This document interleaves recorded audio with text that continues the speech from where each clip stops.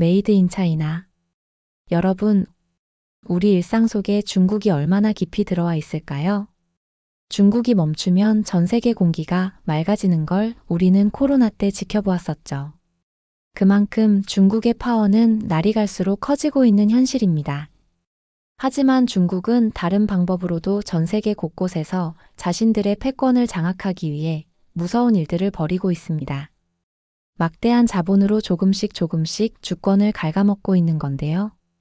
개발도상국들을 상대로 얼마나 극악무도한 계략을 꾸미는지, 라오스가 국가부도가 날 뻔한 이야기로 중국의 음모가 얼마나 무서운지 한번 들여다보도록 하겠습니다.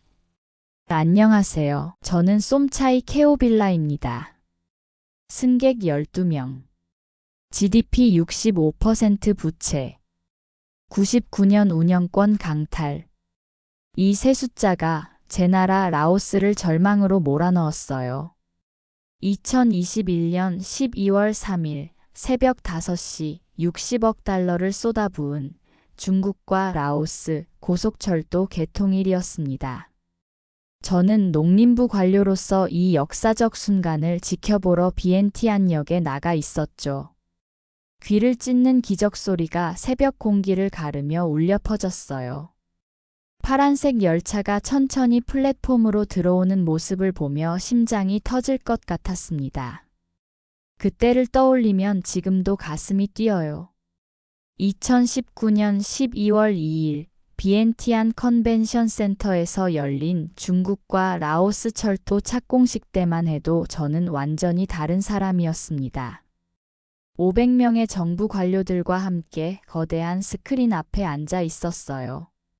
중국개발공사 대표가 리모컨을 들어올리는 순간 제 손바닥에 땀이 맺히기 시작했죠. 황금빛 고속철도 영상이 펼쳐졌습니다. 웅장한 오케스트라 음악과 함께 산맥을 가로지르는 열차가 화면을 가득 채웠어요. 라오스를 동남아시아 교통의 허브로 만들겠다는 약속이 회장을 가득 메웠습니다. 철도와 함께 수력발전소 10개, 전력망 현대화까지 한 번에 해결하겠다고 했어요. 저는 그 순간 확신했습니다. 라오스가 드디어 선진국 반열에 오를 수 있겠구나 싶었어요. 총리가 일어나 박수를 치기 시작했죠. 500명의 관료들이 일제히 따라 일어섰습니다. 저 역시 손바닥이 아프도록 박수를 쳤어요. 회장 전체가 환호와 박수로 떨렸습니다.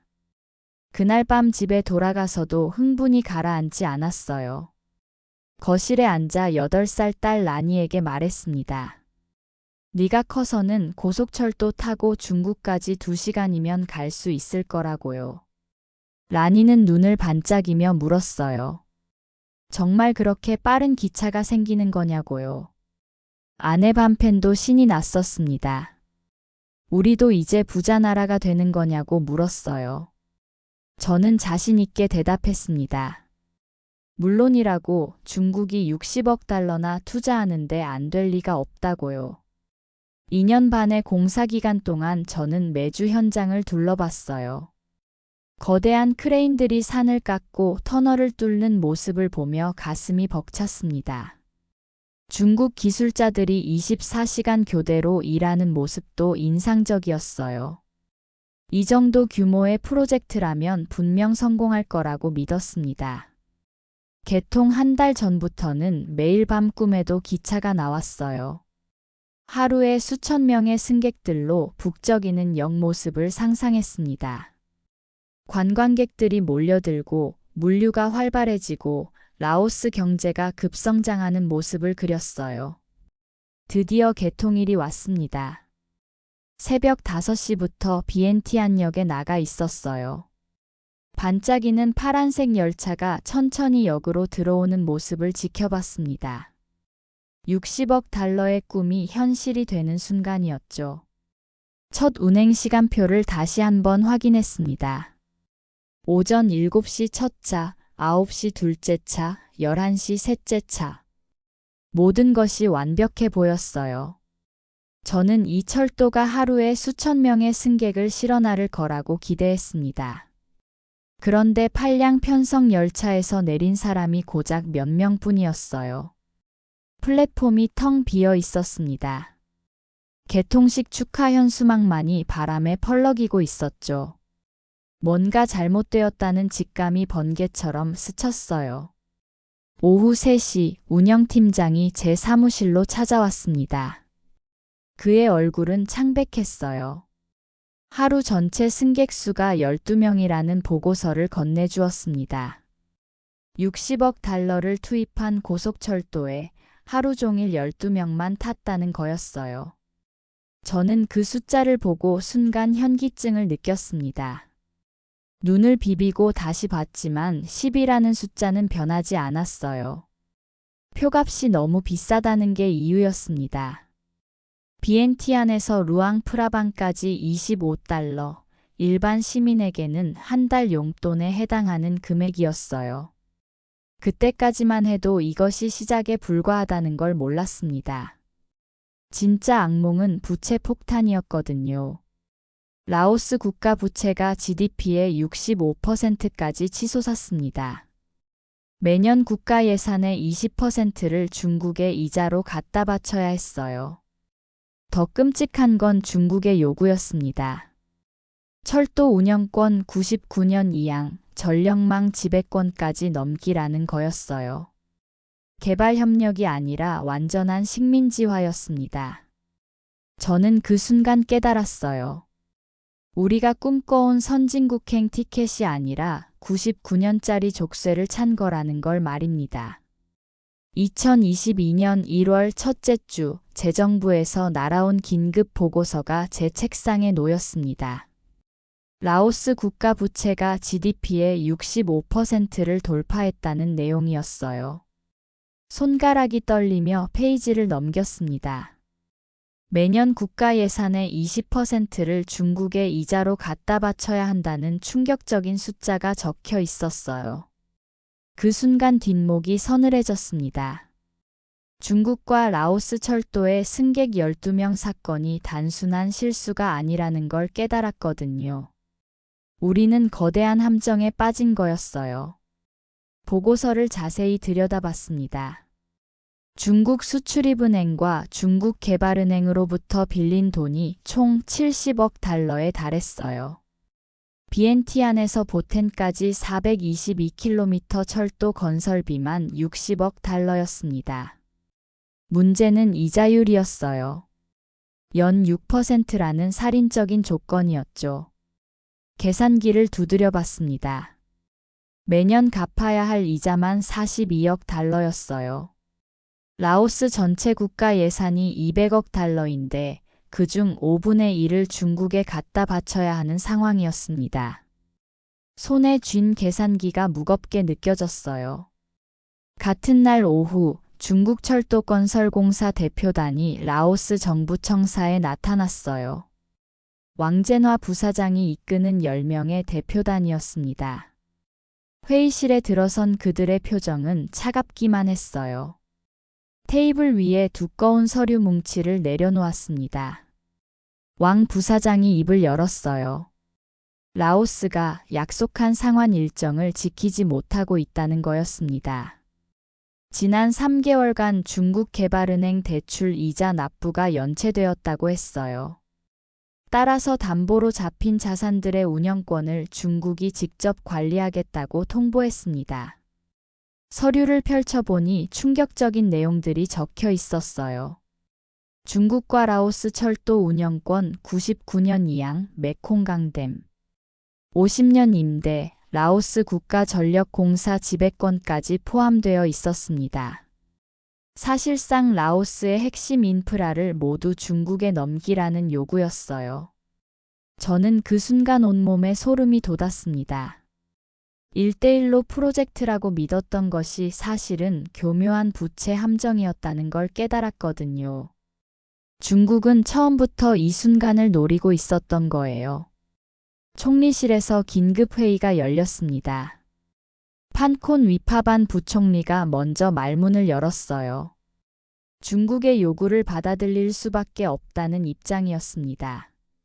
이미 갚을 능력이 없는 상황에서 더 이상 버틸 수도 없다고 했어요. 농림부 장관은 강하게 반대했습니다. 99년 운영권 이양은 사실상 주권 포기나 다름없다고 항변했어요. 하지만 재정부 장관이 냉정하게 반박했습니다. 대안이 없다는 거였어요. 중국이 추가 투자를 중단하면 라오스 경제가 완전히 마비될 상황이었거든요. 회의는 6시간 동안 이어졌습니다. 하지만 결론은 뻔했어요. 중국의 요구를 수용하는 것 외에는 선택지가 없었습니다. 저는 회의실 한 구석에 앉아 이 모든 상황을 지켜보며 가슴이 먹먹해졌어요. 다음 날 아침 비엔티안 타임스 헤드라인이 모든 걸 말해줬습니다. 중국과 라오스 철도 적자 심각, 국가 재정 위기 가속화. 부제목에는 더 충격적인 내용이 적혀 있었어요. 인프라 운영권 이양 불가피. 탄루앙 시장에 나갔을 때 상인들의 시선이 따가웠습니다. 누군가 작은 목소리로 중얼거렸어요. 정부가 나라를 팔아먹었다고요. 저는 고개를 들 수가 없었습니다. 집에 돌아와서 라니가 물었어요. 아빠가 만든 기차 때문에 우리나라가 중국 것이 된다고 친구들이 놀린다는 거였습니다. 8살 딸의 맑은 눈을 바라보며 뭐라고 대답해야 할지 몰랐어요. 반페는 라오스 국영 방송 뉴스를 보며 한숨만 쉬었습니다. 더 이상 철도 이야기를 꺼내지 않았어요. 대신 걱정스러운 표정으로 저를 바라봤습니다. 남편이 이 모든 일에 책임을 느끼고 있다는 걸 알고 있었거든요. 중국 측은 압박을 더욱 강화했어요. 운영권 이양 외에도 추가 조건들을 내걸었습니다. 홍사댐과 남툰댐에서 생산되는 전력의 70%를 중국 윈난성으로 수출하라는 거였어요. 자원까지 빼앗기는 상황이었습니다. 인터넷에서 스리랑카 한반토타 항구 사례를 찾아봤어요. 2017년 중국 코스코 그룹에 99년간 넘어간 전례가 있었습니다. 지부티의 도랄레 항구도 마찬가지였어요. 라오스도 똑같은 길을 걷고 있다는 현실이 무겁게 다가왔어요. 재정부 동료가 조용히 귀띔해줬습니다. 정부 내부에서는 이미 중국 국가개발투자공사의 요구를 수용하는 쪽으로 기울고 있다고 했어요. 다른 선택지가 없다는 거였습니다. 저는 그날 밤 잠을 이룰 수 없었어요. 새벽 4시 침대에서 일어나 창밖을 내다봤습니다. 멀리 중국과 라오스 철도 선로가 보였어요. 텅 빈 선로 위로 차가운 바람만 불고 있었습니다. 60억 달러의 꿈이 99년짜리 악몽으로 바뀐 순간이었어요. 다음 주 월요일 정부는 라오스 국민회의에서 공식 발표를 할 예정이었습니다. 중국과의 재협상 결과를 국민들에게 알리는 자리였어요. 저는 그 발표문을 미리 봤습니다. 이건 개발이 아니라 족쇄입니다. 라는 말이 목구멍까지 차올랐지만 삼킬 수밖에 없었어요. 그로부터 사흘 뒤 뜻밖의 전화가 걸려왔습니다. 한국 대사관에서였어요. 중국 부채 함정 소식이 국제적으로 퍼지면서 한국이 라오스에 손을 내밀겠다는 거였습니다. 한국 대사관 김태현 경제협력관이 다음 날 농림부로 찾아왔어요. 30대 후반의 단정한 인상이었습니다. 그런데 그가 꺼낸 첫 마디가 예상과 달랐어요. 라오스의 진짜 자산은 철도가 아니라 농업이라는 거였습니다. 김 관리관이 펼쳐 보인 자료에 깜짝 놀랐어요. 한국의 인공지능 스마트팜 기술로 농가 소득을 4배까지 늘린 베트남 사례가 나와 있었습니다. 단 6개월 만의 말이에요. 중국 철도는 2년 만에 승객 12명이었는데요. 더 놀라운 건 조건이었습니다. 무상 지원이라고 했어요. 저는 즉시 의심스러웠습니다. 중국도 처음엔 친구라고 했거든요. 김 관리관에게 직접 물었어요. 한국은 나중에 뭘 요구할 거냐고요. 그의 대답이 충격적이었습니다. 우리는 빚 대신 기술을 남긴다는 거였어요. 라오스가 한국에 의존하지 않고 스스로 발전할 수 있게 만드는 게 목표라고 했습니다. 조건 없는 도움이라니 세상에 그런 게 정말 있나요? 김 관리관이 구체적인 계획을 설명했어요. 비엔티안 근교에 스마트팜 시범단지를 조성하겠다는 거였습니다. 인공지능 센서가 토양과 기후를 분석하고 최적의 재배법을 알려주는 시스템이라고 했어요. 라오스 농민들이 직접 운영하며 기술을 배울 수 있다고 덧붙였습니다. 저는 여전히 반신반의했어요. 거창한 철도 대신 농업이라니요. 하지만 그의 다음 말에 귀가 번쩍 뜨였습니다. 청년들에게 1000개 이상의 새로운 일자리를 만들 수 있다는 거였어요. 농업과 정보기술을 결합한 완전히 새로운 산업이라는 설명이었습니다. 그날 저녁 집에서 라니에게 물었어요. 한국에 대해 뭘 알고 있느냐고요. 딸이 눈을 반짝이며 대답했습니다. 작은 나라인데 기술이 정말 좋다고 친구들이 말했다는 거였어요. K-팝과 드라마로 전 세계를 사로잡은 나라라고 덧붙였습니다. 반패는 더 현실적이었어요. 중국처럼 큰 약속보다는 작지만 확실한 변화가 낫겠다고 했습니다. 철도 12명보다는 농민 1000명이 더 도움이 될 거라는 거였어요. 다음 주 농림부 회의에서 논쟁이 벌어졌습니다. 일부 동료들은 회의적이었어요. 지금 라오스에게 필요한 건 거대한 자금이지 농업 기술이 아니라는 입장이었습니다. 하지만 축산과장 캄펜이 강하게 반박했어요. 캄펜의 말이 핵심을 찔렀습니다. 라오스 인구의 70%가 농업에 종사하는데 농업 발전이야말로 진짜 경제 성장의 열쇠라는 거였어요. 중국 철도는 12명밖에 못 태웠지만 농업은 수백만 명을 먹여 살릴 수 있다고 강조했습니다. 며칠 뒤 한국농촌진흥청 전문가 박지훈 씨를 만났어요. 40대 초반의 온화하지만 단호한 인상이었습니다. 그가 보여준 태블릿 영상에 눈이 휘둥그레졌어요. 로봇이 작물을 돌보고 인공지능이 병충해를 실시간으로 진단하는 모습이었습니다. 박지훈 씨는 자신만만했어요. 라오스 농민들이 이 기술을 배우면 반드시 성공한다고 했습니다. 복잡해 보이지만 실제로는 스마트폰만 다룰 줄 알면 누구나 할 수 있다고 설명했어요. 한국은 어려운 기술을 쉽게 만드는데 특화되어 있다고 자랑했습니다. 그때 깨달았어요. 중국은 거대한 건물을 짓고 열쇠를 가져갔지만 한국은 사람을 키워서 열쇠를 맡기려 한다는 걸 말이에요. 철도는 중국 것이 되었지만 농업 기술은 라오스 것이 될 수 있었습니다. 하지만 마음 한구석에 불안감이 남아 있었어요. 정말 조건이 없을까요? 나중에 한국도 뭔가 요구하는 건 아닐까요? 김 관리관에게 다시 확인했습니다. 그의 대답이 확신을 주었어요. 한국의 철학은 라오스를 의존하게 만드는 게 아니라 자립하게 돕는 거라고 했습니다. 성공한 라오스가 한국의 진짜 파트너가 될 수 있다는 거였어요. 저는 마침내 결심했습니다. 어차피 중국 때문에 잃을 게 더 없는 상황이었거든요. 한국의 손을 잡아보자고 생각했어요. 작은 희망이라도 붙잡아야 했습니다. 한국과의 농업협력 발표가 나간 지 단 하루 만에 중국의 보복이 시작되었어요. 2022년 2월 10일 오전 9시 제 사무실 전화가 요란하게 울렸습니다. 중국 대사관에서였어요. 긴급 면담을 요청한다는 차가운 목소리였습니다. 오후 2시 중국 대사관 대회의실에 들어선 순간 온몸에 소름이 돋았어요.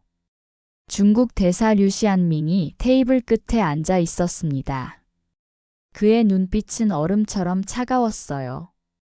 옆에는 중국 철도건설공사 왕젠화 부사장도 함께 자리하고 있었습니다. 류 대사가 서류 뭉치를 테이블에 탁 내려놓으며 입을 열었어요. 첫 번째 폭탄이 터졌습니다. 중국 관광객 30만 명을 당장 모두 끊어버리겠다는 거였어요. 라오스 관광 수입의 60%가 사라지는 순간이었습니다. 더 충격적인 건 속도였어요. 이미 중국 최대 여행사 시트립에서 라오스 관광 상품을 전면 삭제했다는 거였습니다. 오늘 오후부터 예약 취소가 폭주하고 있다고 했어요. 루앙프라방 호텔들이 내일부터 빈 건물이 될 거라는 협박이었습니다. 두 번째 타격은 더 치명적이었어요. 왕 부사장이 냉소적인 미소를 지으며 말했습니다. 진행 중인 수력발전소 3개 공사를 내일부터 전면 중단한다는 거였어요. 남릭댐, 남넝댐, 남콩댐에서 일하는 라오스 노동자 8,000명이 하루아침에 실업자가 됩니다. 세 번째가 가장 잔혹했어요. 중국과 라오스 철도 화물 운송을 사흘 내에 완전 중단하겠다는 거였습니다. 라오스가 태국과 베트남으로 수출하는 물류의 80%가 이 철도를 이용했거든요. 경제 생명줄을 한 번에 끊어버리겠다는 선언이었어요. 류 대사가 더욱 차가운 목소리로 덧붙였습니다. 중국 은행들이 라오스 기업에 대한 모든 신용 대출을 동결한다는 거였어요. 농산물 수출업체부터 제조업체까지 자금줄이 막히면서 연쇄도산이 일어날 거라고 경고했습니다. 마지막 한 방이 날아왔어요. 중국 국영기업들이 라오스에서 진행 중인 모든 프로젝트를 즉시 철수한다는 거였습니다. 도로 건설 5개, 전력망 확장 3개, 통신 인프라 2개까지 총 10개 프로젝트가 하루아침에 사라지는 거였어요. 저는 그 순간 현기증을 느꼈어요. 마치 거대한 태풍이 라오스 전체를 집어삼키려 하는 것 같았습니다. 중국은 단순한 협박이 아니라 실제 경제전쟁을 선포한 거였어요. 왕 부사장이 비웃듯 말했습니다. 한국 농업 프로젝트로 몇천 개 일자리를 만든다고 해도 중국이 빼앗아갈 일자리가 수만 개라는 거였어요. 간단한 산수 문제라고 조롱했습니다. 더 소름 끼치는 건 시간표였어요. 오늘 오후부터 관광 취소, 내일부터 건설 중단, 사흘 내에 철도 운송 중단. 라오스 경제를 단계적으로 질식시키겠다는 치밀한 계획이었습니다. 대사관을 나서는 길에 휴대폰이 울렸어요. 관광부 차관에게서였습니다. 목소리가 떨리고 있었어요. 루앙프라방 호텔 40개에서 이미 대규모 예약 취소가 들어오고 있다는 거였습니다. 오늘 하루 만에 관광업계가 패닉 상태에 빠졌다고 했어요. 이어서 건설부에서도 연락이 왔습니다. 중국 건설 회사들이 정말로 현장에서 철수를 시작했다는 거였어요. 크레인이 멈추고 중국 기술자들이 짐을 싸고 있다는 보고였습니다. 그날 오후 정부 긴급회의가 소집되었습니다. 총리실 대회의실이 아수라장이었어요. 각 부처 장관들이 연달아 보고하는 피해 규모가 상상을 초월했습니다. 관광부 장관이 떨리는 목소리로 말했어요. 중국 관광객이 끊어지면 호텔 50개가 문을 닫고 관광업 종사자 2만 명이 실업자가 된다는 거였습니다. 비엔티안과 루앙프라방 상권이 완전히 무너질 상황이었어요. 건설부 장관은 더 암울했습니다. 진행 중인 대형 프로젝트들이 모두 중단되면 건설 노동자 1만 5천 명이 일자리를 잃는다고 했어요. 라오스 건설업계의 사실상 붕괴였습니다. 재정부 장관이 가장 충격적인 수치를 발표했어요. 중국의 경제 보복이 현실화되면 라오스 GDP가 20% 급락한다는 거였습니다. 이미 중국 빚으로 허덕이는 상황에서 경제까지 무너지면 국가 파산이라고 경고했어요. 저는 회의실 뒤편에 앉아 이 모든 상황을 지켜보며 절망했습니다. 중국과 라오스 철도 승객 12명 사태부터 시작된 악몽이 이제 라오스 전체를 집어삼키려 하고 있었어요. 부총리 판콘 위파반이 결론을 내렸습니다. 중국의 경제 보복을 감당할 수 없다는 거였어요. 한국 프로젝트를 포기하는 게 현실적 선택이라고 말했습니다. 그런데 예상치 못한 일이 벌어졌어요. 외교부 장관 살렘사 컴마시트가 일어서서 반박했습니다. 중국의 협박에 굴복하면 라오스는 영원히 중국의 속국이 될 거라는 거였어요. 지금이 마지막 탈출 기회라고 강조했습니다. 농림부 장관도 저를 지지해줬어요. 단기적 고통을 감수하더라도 장기적 자립을 선택해야 한다고 말했습니다. 하지만 분위기는 여전히 중국 쪽으로 기울어져 있었어요. 총리는 고민에 빠진 표정으로 회의를 이틀 연기한다고 발표했습니다. 그 이틀이 라오스의 운명을 결정할 시간이었어요. 중국의 최후 통첩 마감까지 24시간이 남은 상황에서 기적 같은 소식이 들려왔어요. 2022년 2월 13일 오전 8시 제 휴대폰이 요란하게 울렸습니다. 한국농촌진흥청 박지훈 전문가였어요. 그의 목소리에 흥분이 가득했습니다. 박지훈 씨가 숨을 헐떡이며 말했어요. 비엔티안 근교 시범농장에서 첫 수확이 완료되었다는 거였습니다. 단 2달 만에 놀라운 결과가 나왔다고 했어요. 당장 현장으로 와달라는 급한 부탁이었습니다. 저는 서둘러 차를 몰고 비엔티안에서 30km 떨어진 농장으로 향했어요. 가는 길에 라디오에서는 중국 여행사들의 라오스 여행 상품 전면 취소 소식이 흘러나왔습니다. 현실이 되어가는 중국의 보복이었어요. 농장에 도착한 순간 눈을 의심했습니다. 온실한 토마토들이 제가 평생 본 것 중 가장 크고 탐스럽게 익어 있었어요. 마치 외국 고급 슈퍼마켓에서나 볼 법한 모습이었습니다. 농민 톰캄 아저씨가 환한 미소로 달려왔어요. 그의 손에는 방금 딴 토마토가 들려 있었습니다. 무게를 재어보니 500g이 넘었어요. 기존 라오스 토마토의 3배 크기였습니다.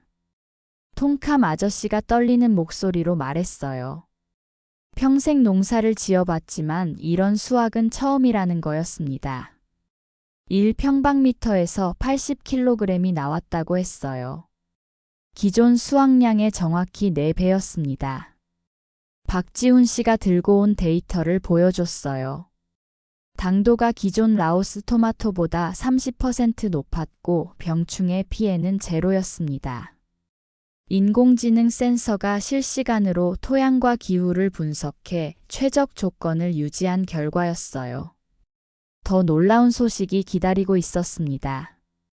태국 최대 농산물 유통업체 CP그룹에서 연락이 왔다는 거였어요. 이 토마토를 보고 즉시 독점 계약을 맺고 싶다고 했습니다. 기존 가격의 3배를 지불하겠다는 제안이었어요. 톰캄 아저씨의 아들 소물라이가 태블릿을 들고 나타났습니다. 22살 청년이 능숙하게 데이터를 분석하며 설명했어요. 온도, 습도, 영양분 모든 걸 스마트폰으로 조절할 수 있다는 거였습니다. 소물라이의 눈빛이 반짝였어요. 대학에서 농업을 전공했지만 일자리가 없어 고민하던 차에 이 프로젝트에 참여하게 되었다고 했습니다. 이제는 농업이 첨단 기술 산업이라는 걸 깨달았다고 자랑스럽게 말했어요. 박지훈 씨가 추가 설명을 해줬습니다. 이건 시작에 불과하다는 거였어요. 본격적인 스마트팜 단지가 완성되면 라오스 전역에서 1000개 이상의 새로운 일자리가 생긴다고 했습니다. 젊은이들이 더 이상 도시로 떠나지 않아도 된다는 거였어요. 농장을 둘러보는데 더 많은 청년들을 만났습니다.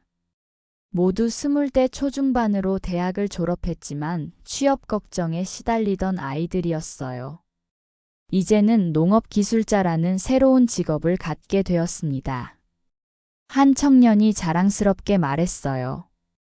친구들이 중국 공장에서 일하며 힘들어하는 동안 자신은 최첨단 기술을 배우고 있다는 거였습니다. 미래가 밝다고 환하게 웃었어요. 그 순간 제 가슴이 뜨거워졌습니다. 중국은 빚을 남겼지만 한국은 밥상을 남겼구나 싶었어요.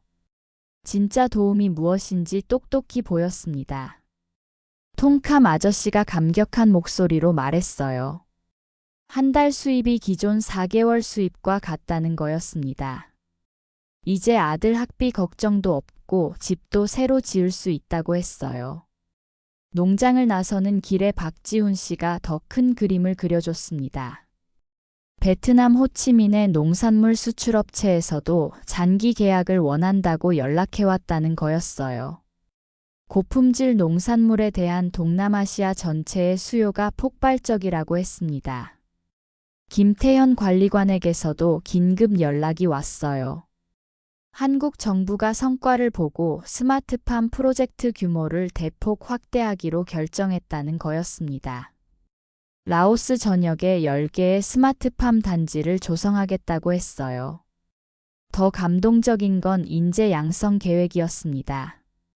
소물라이 같은 청년 100명을 한국으로 보내 직접 교육하겠다는 거였어요. 6개월간 첨단 농업 기술을 배우고 돌아와 라오스 농업 혁신을 이끌 리더가 될 거였습니다. 농림부로 돌아가는 길에 라디오에서 또 다른 소식이 흘러나왔어요.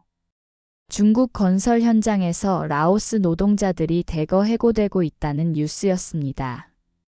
중국의 보복이 본격화되고 있었어요. 하지만 저는 더 이상 두렵지 않았습니다. 라오스에게 새로운 길이 열렸거든요. 중국이 철도 열쇠를 가져갔지만 한국은 농업기술 열쇠를 라오스에 맡겨준 거였어요. 사무실에 도착하니 동료들이 몰려들었습니다. 시범농장 성과 소식이 벌써 퍼진 거였어요. 어제까지 저를 의심하던 사람들도 이제는 기대에 찬 눈빛으로 바라봤습니다. 축산과장 캠페인이 흥미롭게 물었어요. 다른 작물에도 적용 가능하냐고요. 박지훈 씨가 자신 있게 대답했습니다. 라오스 특산물인 커피까지 스마트팜으로 키워 세계 최고 품질로 만들 수 있다는 거였어요. 그날 저녁 집에서 라니에게 농장 사진을 보여줬습니다. 딸이 신기해하며 물었어요. 어떻게 이렇게 큰 토마토가 나오냐고요. 저는 자랑스럽게 대답했어요. 한국 기술과 라오스 농민의 만남이 만들어낸 기적이라고요. 밤펜이 처음으로 환한 미소를 지었습니다. 우릴 묶는 게 아니라 일어서게 만드는 힘이 바로 이런 거구나 싶었어요. 스마트팜 첫 수확 성공 소식이 퍼지면서 예상치 못한 변화가 일어났어요. 2022년 2월 15일 정부 최종회의 당일 아침부터 놀라운 일들이 연달아 벌어졌습니다. 가장 먼저 움직인 건 라오스 청년들이었어요. 소물라이가 소셜미디어에 올린 스마트팜 영상이 순식간에 퍼졌습니다. 젊은이들이 태블릿으로 농작물을 관리하는 모습, 거대한 토마토를 수확하는 장면이 화제가 되었어요. 비엔티안 대학교 농학과 학생들이 먼저 반응했습니다.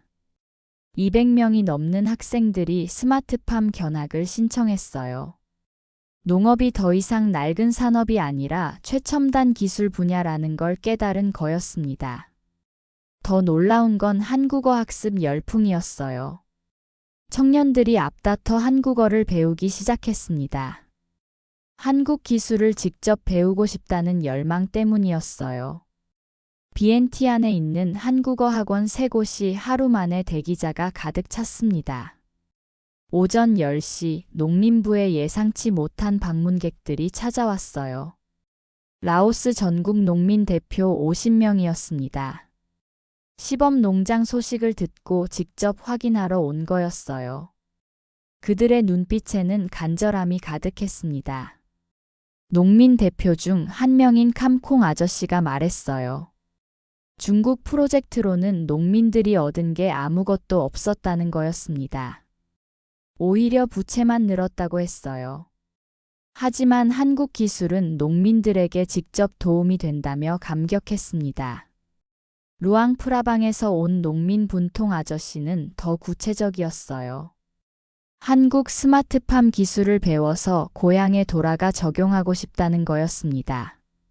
자식들이 더 이상 고향을 떠나지 않아도 되게 만들고 싶다고 했어요. 오후 1시 정부 최종회의가 시작되었습니다. 총리실 대회의실에는 긴장감이 흘렀어요. 중국의 협박과 한국의 성과 사이에서 라오스의 운명이 결정되는 순간이었습니다. 부총리 판콘 위파반이 먼저 중국 측 입장을 전달했어요. 여전히 경제적 타격이 너무 크다는 우려였습니다. 하지만 이번에는 분위기가 달랐어요. 농민들의 열렬한 반응과 청년들의 참여 열풍이 변수가 된 거였어요. 농림부 장관이 스마트팜 성과를 상세히 보고했습니다. 단 2달 만에 농가 소득 4배 증가, 청년 일자리 1000개 창출 가능성, 동남아시아 전체로의 수출 확대까지. 구체적인 숫자들이 회의실을 압도했어요. 외교부 장관 살렘사 컴마시트가 결정적인 한 방을 날렸습니다. 국제사회의 반응이 바뀌고 있다는 거였어요. 유럽연합에서 중국의 부채 함정 외교를 강하게 비판하는 성명을 발표했다고 했습니다. 더 놀라운 소식이 이어졌어요. 미국 국무부에서 라오스의 한국 협력 모델을 지지한다는 입장을 표명했다는 거였습니다. 일본과 호주도 비슷한 성명을 냈다고 했어요. 라오스가 혼자가 아니라는 메시지였습니다. 회의 중간에 김태현 관리관에게서 긴급 연락이 왔어요. 한국 정부가 추가 지원을 약속했다는 거였습니다. 스마트팜뿐 아니라 교육, 의료, 정보통신 분야까지 확대하겠다는 거였어요. 가장 감동적인 건 한국의 철학이었습니다. 라오스 청년 500명을 한국으로 초청해 1년간 교육하겠다는 거였어요. 농업, 공학, 의료 분야의 전문가로 키워서 라오스 발전의 주역으로 만들겠다는 약속이었습니다. 총리가 마침내 입을 열었어요. 라오스가 진정으로 원하는 게 무엇인지 명확해졌다는 거였습니다. 남의 나라 속국이 아니라 자립할 수 있는 나라, 청년들이 꿈을 펼칠 수 있는 나라였어요. 투표 결과는 압도적이었습니다.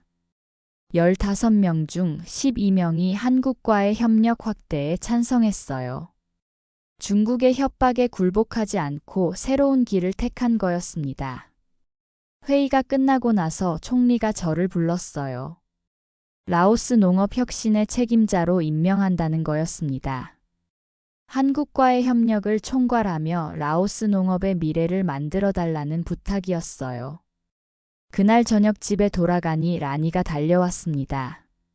학교 친구들이 모두 한국어를 배우고 싶어 한다는 거였어요.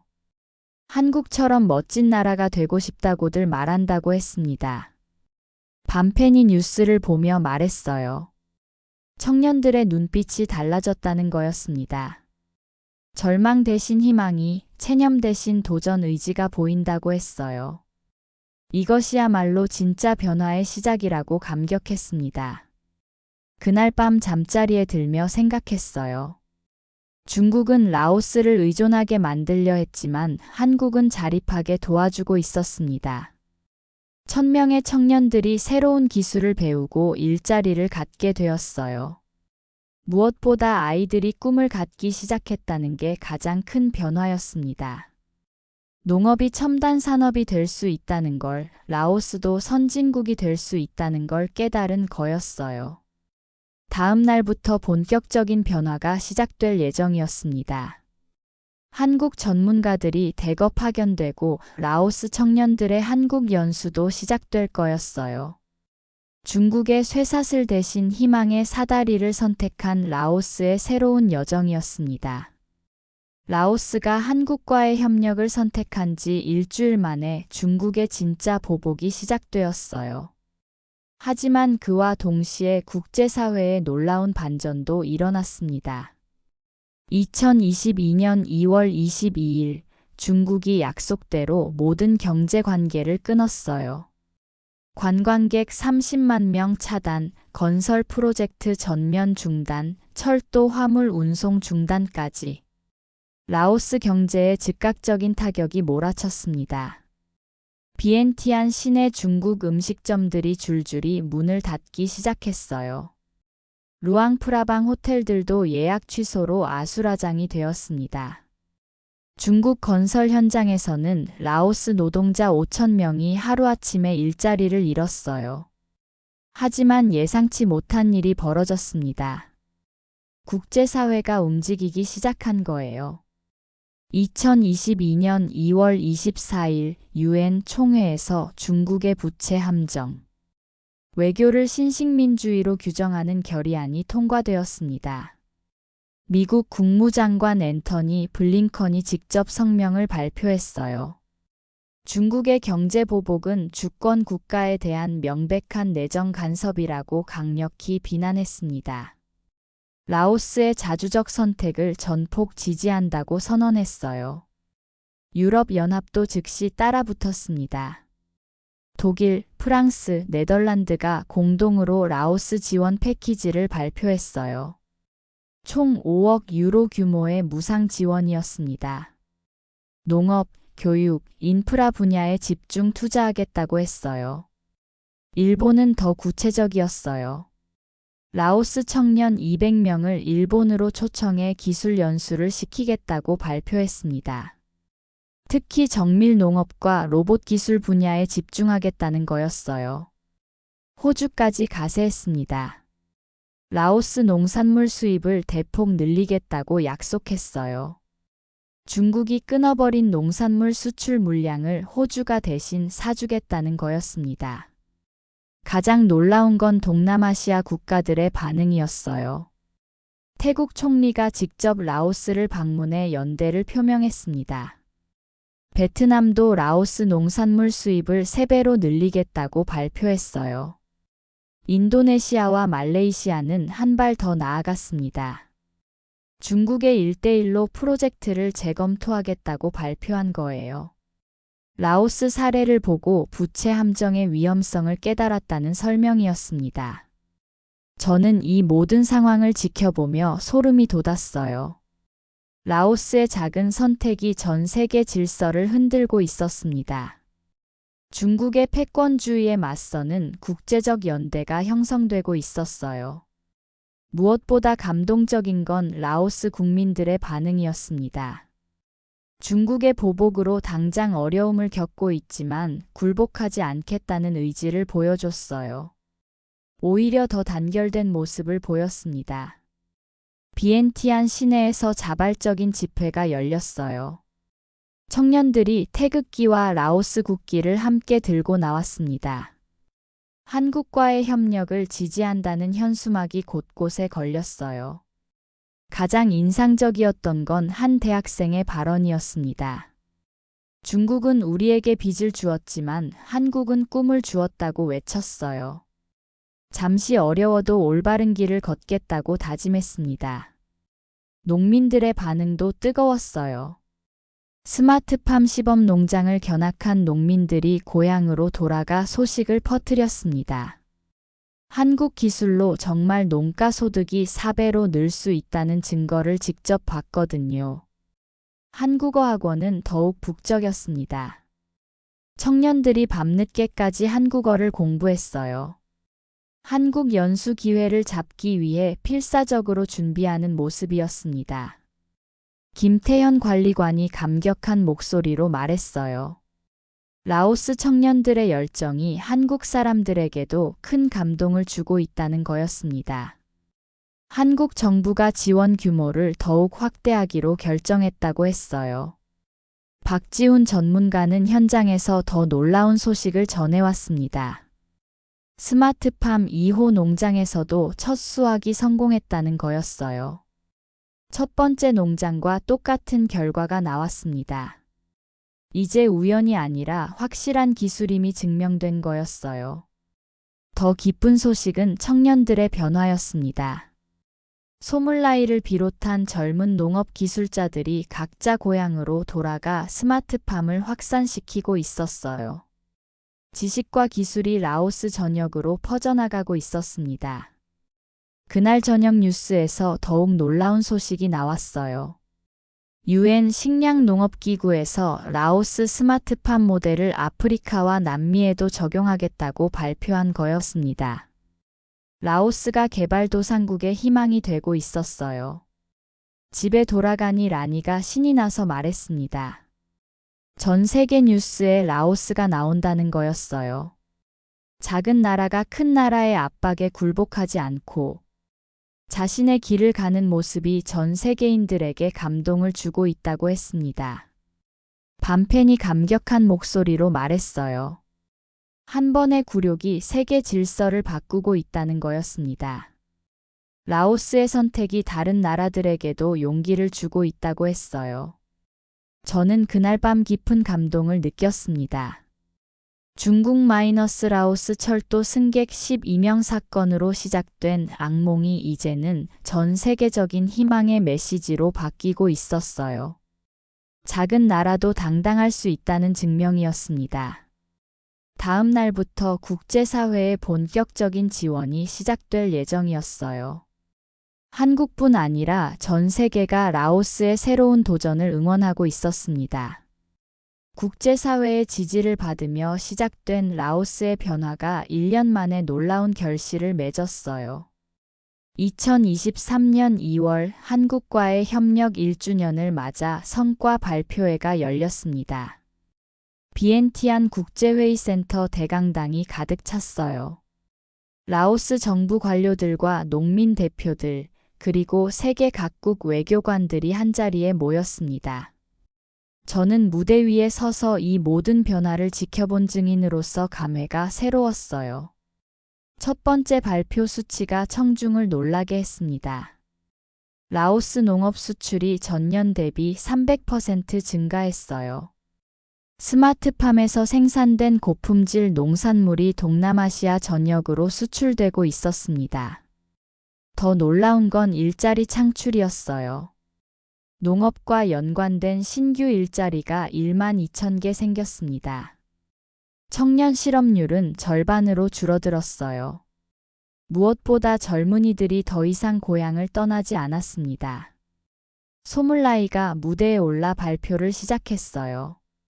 이제 23이 된 그는 당당한 농업 기술 전문가가 되어 있었습니다.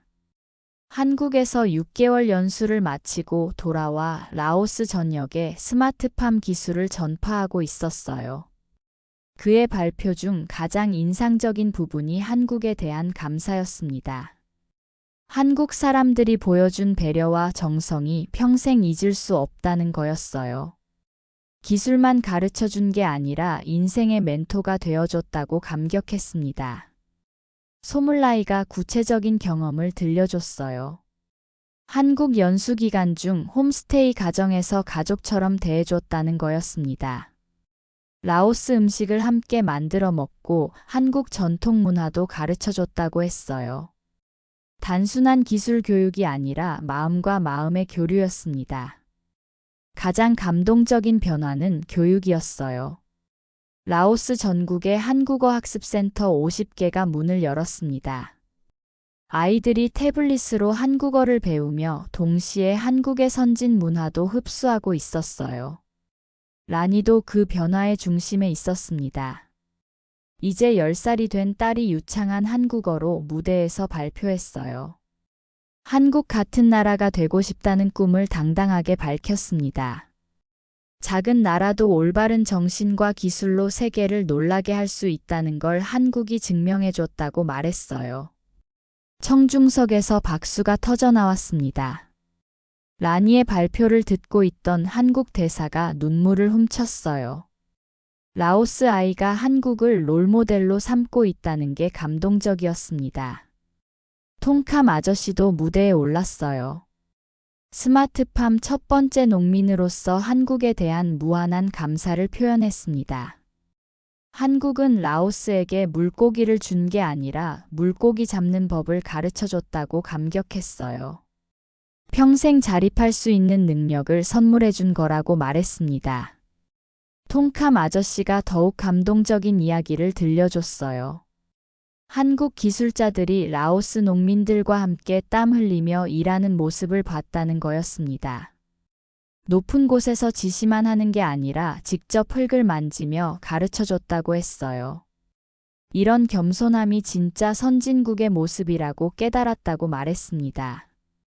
김태현 관리관이 한국 정부의 추가 지원 계획을 발표했어요. 향후 5년간 라오스에 10억 달러를 투자하겠다는 거였습니다. 하지만 중국처럼 빚을 지우는 게 아니라 모두 무상 지원이라고 강조했어요. 한국의 철학은 파트너를 만드는 것이지 종속시키는 게 아니라는 거였습니다. 더욱 놀라운 계획이 발표되었어요. 한국이 라오스에 한국문화원을 건립하겠다는 거였습니다. 한국어 교육뿐 아니라 한국의 민주주의, 인권, 혁신 정신까지 전수하겠다는 약속이었어요. 청년들의 변화는 더욱 극적이었습니다. 한국 연수를 다녀온 청년들이 한국의 근면과 창의 정신을 배워와 각자 고향에서 혁신을 이끌고 있었어요. 한국처럼 불가능을 가능으로 만드는 도전 정신을 배웠다고 입을 모아 말했습니다. 한 청년이 무대에서 눈물을 흘리며 말했어요. 한국에서 받은 사랑과 격려가 자신의 인생을 완전히 바꿔놓았다는 거였습니다. 한국 사람들이 라오스 청년을 동등한 파트너로 대해주는 모습에 깊은 감동을 받았다고 했어요. 무엇보다 인상적인 건 정신적 변화였어요. 라오스 국민들이 한국을 진정한 형님 나라로 여기게 되었습니다. 한국의 성공 스토리를 배우며 라오스도 언젠가는 한국처럼 될 수 있다는 확신을 갖게 되었어요. 농민 대표 캄콩 아저씨가 감격한 목소리로 말했습니다. 한국은 라오스에게 단순히 기술만 준 게 아니라 꿈과 희망을 선물해 줬다는 거였어요. 한국 같은 나라가 되는 게 라오스의 새로운 목표가 되었다고 선언했습니다. 발표의 마지막에 총리가 직접 나와 한국에 대한 특별한 감사 메시지를 전했어요. 한국이야말로 진정한 선진국의 모범을 보여줬다는 거였습니다. 힘으로 지배하는 게 아니라 사랑으로 이끌어주는 리더십을 배웠다고 말했어요. 더 놀라운 발표가 이어졌습니다. 라오스가 앞으로 모든 정책을 한국 모델을 기준으로 추진하겠다는 거였어요. 교육, 경제, 사회 시스템까지 한국의 성공 경험을 적극 도입하겠다고 선언했습니다. 저는 무대에 서서 마지막 소감을 말했습니다.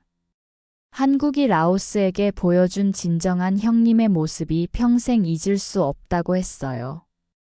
어려울 때 손 내밀어주고 성공하면 함께 기뻐해주는 그런 관계가 바로 진정한 우정이라고 감격했습니다. 가장 중요한 건 라오스가 한국을 통해 올바른 국가 발전 모델을 배웠다는 거였어요. 다른 나라를 지배하려 하지 않고 함께 성장하려는 한국의 철학이 라오스의 새로운 지침이 되었습니다. 발표회가 끝나고 집에 돌아가니 거실 벽에 태극기와 라오스 국기가 나란히 걸려 있었어요. 라니가 직접 그린 그림이었습니다. 두 나라가 손을 잡고 함께 미래로 나아가는 모습이었어요. 그날 밤 가족과 함께 앉아 이야기를 나눴어요. 밤펜이 감격한 목소리로 말했습니다. 한국은 라오스에게 진정한 희망을 선물해 줬다는 거였어요. 이제 라오스도 언젠가는 다른 나라를 도울 수 있는 그런 나라가 되고 싶다고 했습니다. 라니가 한국어로 말했어요. 커서 한국에서 더 배우고 싶다는 거였습니다. 그리고 라오스로 돌아와 한국처럼 세계에 도움이 되는 나라를 만들겠다고 다짐했어요. 저는 마지막으로 확신했습니다. 우린 철도 하나를 잃었지만 미래 전체를 얻었다는 걸 말이에요. 그리고 그 미래를 함께 만들어갈 든든한 파트너 한국을 얻었습니다. 이보다 더 큰 행운이 어디 있을까요? 창밖으로 보이는 한국문화원 건설 현장의 불빛이 희망처럼 반짝이고 있었습니다. 중국의 경제적 식민지가 될 뻔한 라오스의 이야기. 어떻게 들으셨나요? 중국의 이러한 만행은 아직도 세계 곳곳에서 자행되고 있습니다. 중국의 자본이 개발도상국가들을 상대로 위험한 칼을 휘두르고 있는 것이지요. 우리라고 과연 이 위험 앞에 자유로울까요? 겉으로 보기엔 호의지만 결국엔 독이 되는 중국의 속내. 여러분의 생각은 어떠신가요? 다양한 의견 댓글로 남겨주세요. 마지막으로 구독과 좋아요 눌러주시면 다음 영상 제작에 큰 힘이 될 거예요. 끝까지 시청해주셔서 감사합니다.